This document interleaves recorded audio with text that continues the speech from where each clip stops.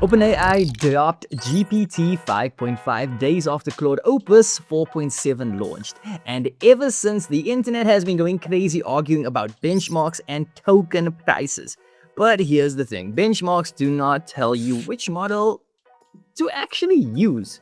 So I did something pretty different. I put them both to the test with the exact same prompts to see which one is really better. We will also dive into the pricing models later on in this video, and also we are going to be using the same prompts, the same tasks, and we are going to be testing these two models. And by the end of this video, you are going to know exactly which one to use, because the answer is not what most people are expecting. So let's get into it. And before we do, if you want to stay ahead of everything happening in AI right now, I have a free school community where I share the tools, I share the workflows, I share the breakdowns like this every single week. And the link is down in the description below. Go and check it out. It's completely free. But right now, let's get into testing these two bad boys. Okay, so let's start off with test number 1. This is basically just a little warm-up. You have to get them ready, okay? So this is low stakes, but it tells you a whole lot. So I gave both models the same prompt, something that requires actual reasoning, not just like information retrieval. So I wanted to see how they think, how they communicate, and also whether they make assumptions or they ask the right questions. So right away, they behave completely differently. GPT 5.5 came in structured, it was direct, it was confident, and it got to the point pretty fast, if I'm being honest. Now, you could just feel that it was optimized to give you something useful immediately. There was no fluff, there was no unnecessary padding whatsoever. Now, for Opus 4.7, it basically did the same. The language is different, but the results are the same, which is important. And I'm not picking a winner quite yet, so for this one, I have to give it a tie. Now, let's get on to test number 2, okay? So, this is where it gets so real. I took a dense, real research paper, not just like a toy example. It was something pretty in-depth, and what I did was I gave both the models the exact same task. I said, analyze this, pull the key findings, and give me something that I could actually use. So then what did I do? I timed both of them, and Opus 4.7 was so much faster. I mean, we are talking about a meaningful difference in the time just to give you a useful output. So if you are someone that works with documents quite a lot, then that speed adds up over a week of work. Now, speed is only one part of the score. I also took a look at the accuracy. So did it miss anything? Did it make up anything? And usefulness is actually playing a very big part in this.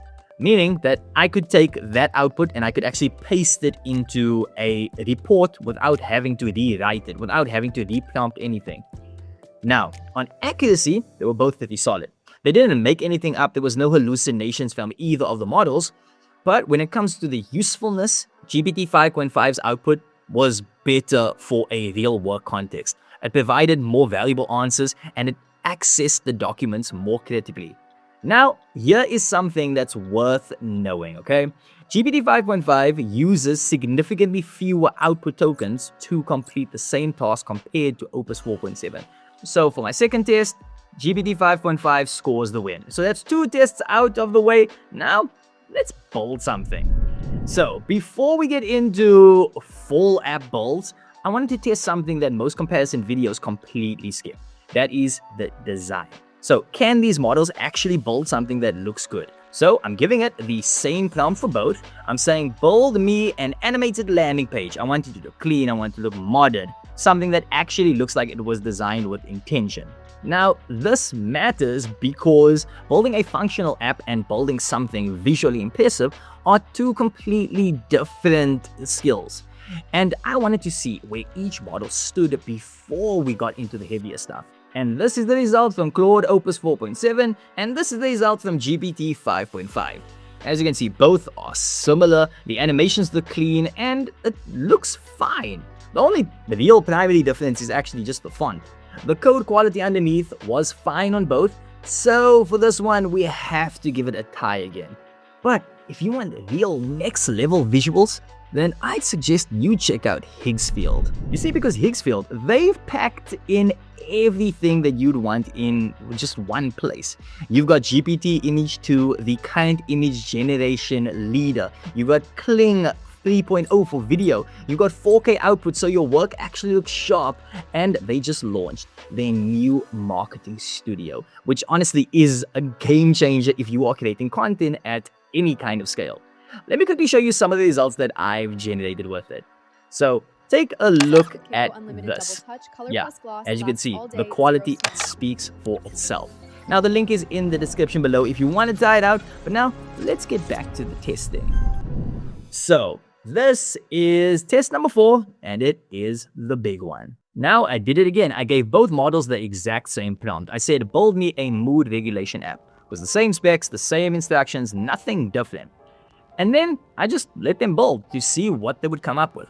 Now I want to be upfront about what happened here, because this is genuinely so interesting, and it's the kind of thing that benchmarks would never show you. Both models built something impressive, and I seriously mean that. The UI on both of them was actually really nice, but here's the difference that actually matters. GPT 5.5 built a mood regulation app that worked on the first prompt. You could open it, you could use it, you could interact with it, and everything functioned the way it was supposed to. Functional on day 1, no fixes needed. That deserves its applause. Now Claude, on the other hand, built something beautiful, but it didn't exactly work. The functionality was there on the first prompt, the app looked great, but you could not actually use it yet. So here's the question that you have to ask yourself. What do you need first? Something that works, or something that looks good but it doesn't exactly work in the beginning? Now for most real use cases, you need it to work. So GPT 5.5 delivered it on the first try. Claude gave you the vision, but it needed more work to actually get there. That is actually consistent with what the data shows. The data shows that GPT 5.5 scores significantly higher on execution benchmarks. It is tuned to finish the job for you. Now, this is the test that most comparison videos never do.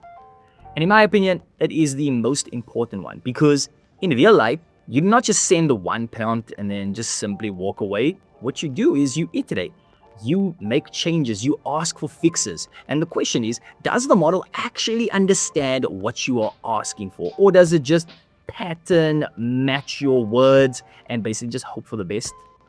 So I took both apps and I gave them the same change requests in sequence. And then I watched each model handle it.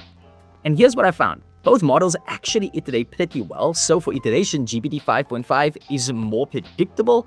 Claude has a higher ceiling if you communicate your intent extremely clearly, but it does also require slightly more precise prompting so that you stay on track.